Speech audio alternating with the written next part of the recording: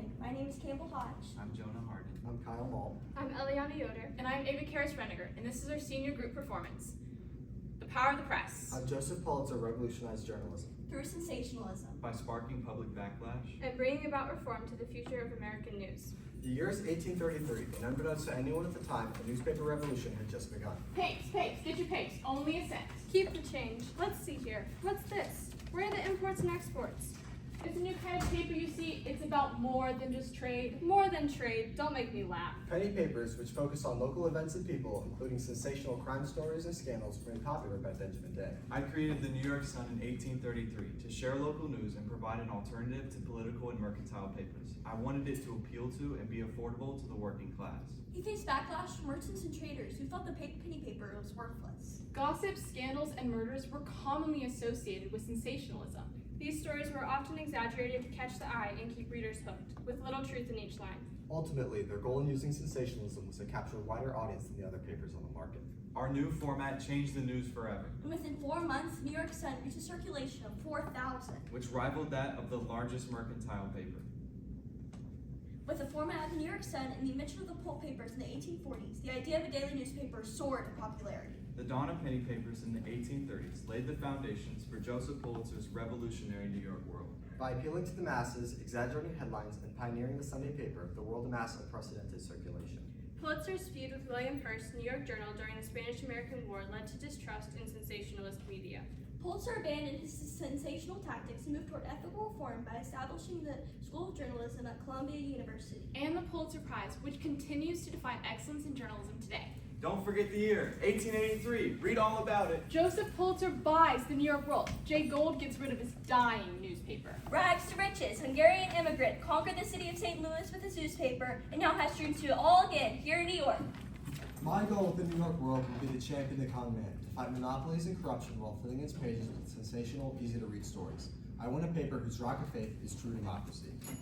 Pulitzer's reform of sensationalism developed from New York's penny papers in the 1830s and 40s, introducing detailed illustrations to accompany stories in colored comic strips. Pulitzer's changes made it easier for the working classes and immigrants to read the news. His first breakthrough story was on the Brooklyn Bridge stampede. The story's title proclaimed the crowd baptized in blood.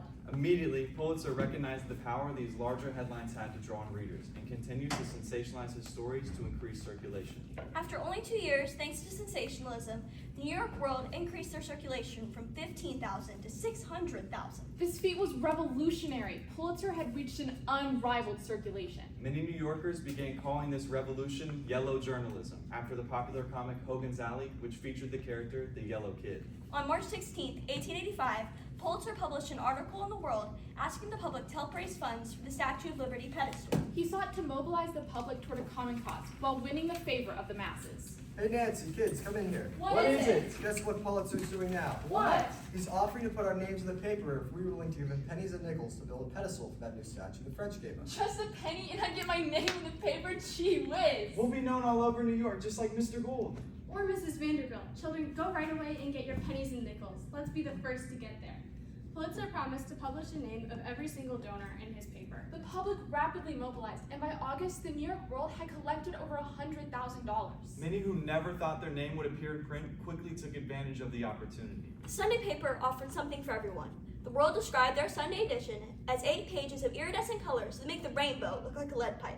This was plain to see. For Mom, there was pages of the latest fashion trends and gossip. Look at these dresses. For us, there was comics such as Hogan's Alley. Look here, the Hilton has done it again. And for Dad, there was pages of the latest sports news and business information. Gee whiz, the Giants beat the Bean-Eaters again? Hate I missed the game. Pulitzer understood that the public didn't just want to read the news. They wanted to actively participate in the drama. And so he created the stunt. He hired female stunt journalists like Nellie Bly to perform undercover investigations of corruption and injustice. Something's going on in the Women's Institution of Blackwell Island. I need someone to go in and get the story. So you want me to pretend to be insane? Do whatever it takes. How will they get me out? First, get in. Bly's first assignment was revolutionary in transforming both inpatient treatment and investigative journalism. In 1895, established business mogul William Randolph Hearst arrived in New York City, prepared to purchase a paper. He bought the New York Journal from John R. McLean on September 25th. Hearst previously owned a paper in San Francisco, but upon seeing Pulitzer's success in New York, he migrated over to challenge his paper. Good day, Mr. Goddard, the man who made the Sunday World the most read paper in New York. I'd like you to come work for my journal. As intriguing as that offer sounds, I've got too much at stake here at the World. Then I'll bring your entire staff with you. You and everyone there will get double whatever you're currently being paid by Pulitzer. January 1896, Hearst buys out the Sunday World stack. And 24 hours later, Pulitzer bought them all back. And the next day, Hearst bought them back again. Extra, extra, the New York World cuts its price to 1 cent.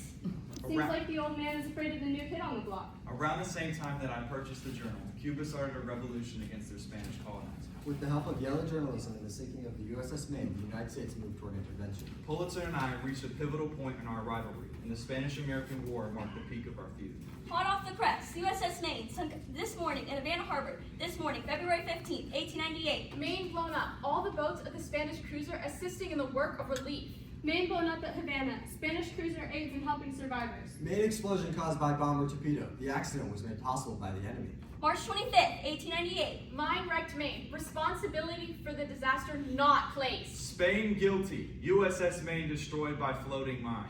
Extra, extra, night special, April 25th. Congress declares war. War exists, says Congress. War, war, war. Newspapers and magazines like The Sun and Puck regularly printed articles and caricatures poking fun at Hearst and I for our sensationalist tactics. They often portrayed us with overly exaggerated features and poked fun at our supposed weaknesses and machinations. They showed readers that just because something was printed in big bold letters didn't mean it was true.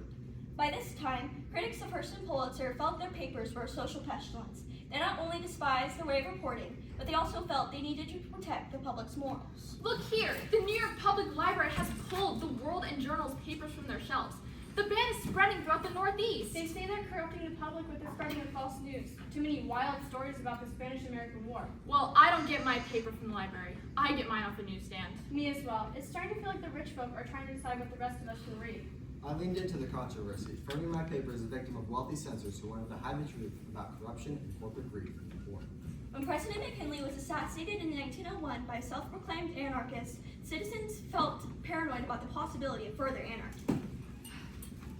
I read in the paper about the possibility of anarchy with how many immigrants are coming to the country these days. I think Hearst and Pulitzer's constant scathing attacks on McKinley in the newspapers were at fault. Yes, in President Roosevelt's speech the other day, he said that the public press appeals to the dark and evil spirits of malice, greed, envy, and sullen hatred. As a result of the paranoia created by their yellow journalism, the Immigration Act in 1903 was passed by Congress, allowing the United States government for the first time to ban or deport immigrants based on their presumed political beliefs, not their actions. A revolution in how we share information always leads to a revolution in what we believe. In Pulitzer's time, as today, the press was the primary architect of public reality. Whoever controlled the headlines controlled what the people feared, what they bought, and how they voted. Circulation wars between Hearst and Pulitzer created a world where two people from the same city could read about the same event and see two completely different realities. Today, social media algorithms do the same thing. They feed us the news we already agree with, creating a divided society that struggles to agree on basic facts. Just as the high-speed printing press allowed Pulitzer to reach the masses, today, internet and social media democratize information. Anyone with a smartphone is a potential Pulitzer, capable of reaching millions instantly. Modern journalists and influencers are often rewarded by clicks, likes, and watch time, just as Pulitzer was rewarded by increased circulation. After the Spanish-American War, a blind Pulitzer entered a state of depression, and after the passing of his daughter, removed himself from society. After her death and the later assassination of President McKinley, Pulitzer himself realized that for journalism to survive, it needed reform. He once wrote, The paper should go on year after year and should be absolutely free to tell the truth. You have the utmost liberty and freedom. Well, do not slop over and do not be inaccurate. Be fair. He moved away from scandals and sensational tactics, and by the 1920s, schools of journalism were all over the United States. Pulitzer passed away in 1911, and the Pulitzer Prize was a part of his final testament and will in his final reform.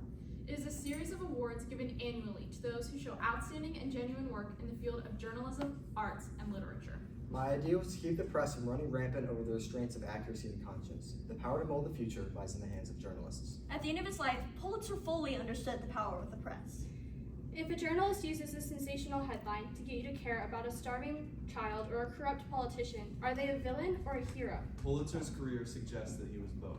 He was a man who realized in a world full of noise, you had to shout to be heard. But once you have everyone's attention, you have a moral obligation to say something that matters. Without ethical standards, the power of the press becomes a weapon rather than a tool. The press has the power to build monuments or to destroy reputations. It can educate the masses, or incite them to war. It can protect the poor, or vulture them for profit. The power to educate, influence, Inspire, provoke. Incite. This is the power of the press.